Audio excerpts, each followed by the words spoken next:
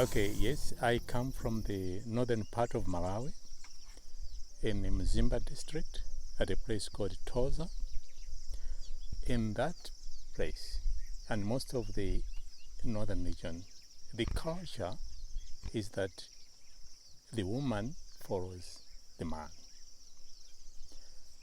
and the children belongs to the clan of the man. My mother got married to my father 40 kilometers away from her home, where there was no school anywhere near. At her home, there was a school 50 kilometers from her home. At that time, women were not allowed to go to school. The belief was they would end up not being good wives or mothers. My mother's brothers went to school.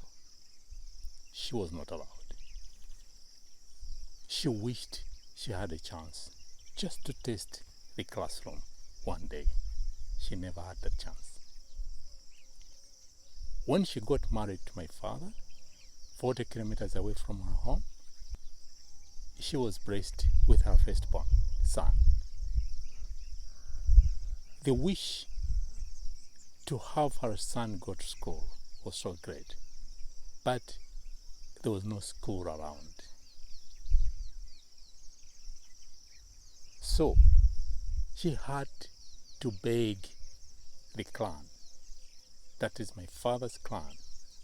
That meant my father, his father, the brothers, to say, I'm not trying to steal your son. I just want this firstborn to be able to go and stay with my old mother, where I come from, so that he could be able to go to school. They had to meet and discuss.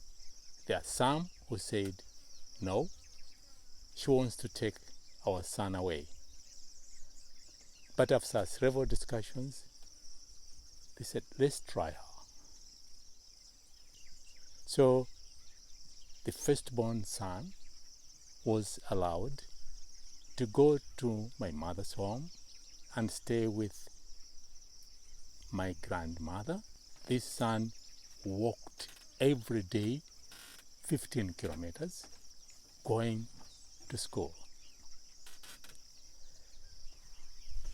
My mother was blessed with the second-born child, a daughter. No chance, because she was a daughter. And my mother couldn't even dare ask. Then the firstborn finished junior primary and passed and went to a senior primary, which was a boarding. And then she said, can you see? He has come back. He's made better educated now. He's gone to a higher primary. Then the thirdborn was me. It was much easier for my mother to ask the clan to say, look, his brother went, came back, he should also go. In my case, it was easy. I just went there, and as a very young boy, walking 15 kilometers per day, the same experience my brother had. But then my grandmother was very old, and she couldn't prepare food for me in the morning. I would go to school without eating. I would eat only in the evenings. I would pass through thick forests with the animals, some of them dangerous animals. Sometimes the lions, old lions, would come to the villages for easy kill of cows. when that happened, I was not allowed to go to school maybe for 2 weeks.